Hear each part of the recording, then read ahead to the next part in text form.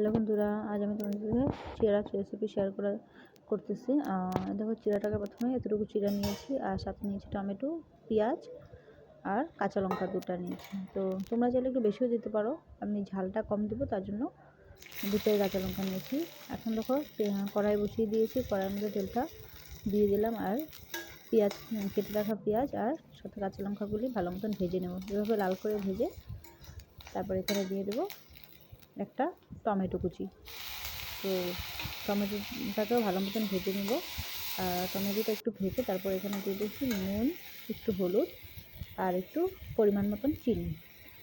তোমরা চাইলে চিনিটা পরেও দিতে পারো, তো আমি একবারে দিয়ে দিয়েছি।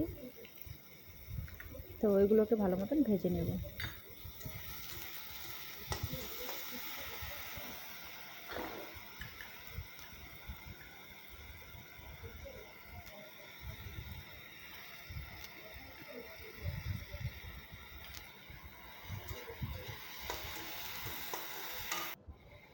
আর এখন দেখো ভাজা হয়ে গেছে, এখন ধুয়ে রাখা চিড়েটাকে দিয়ে দিলাম।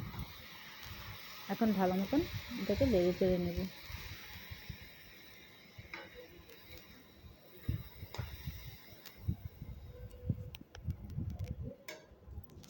অনেকক্ষণ নেড়ে চেড়ে নেওয়ার পরে দেখো আমার প্রায় চিড়ার পোলাওটা হয়ে গেছে।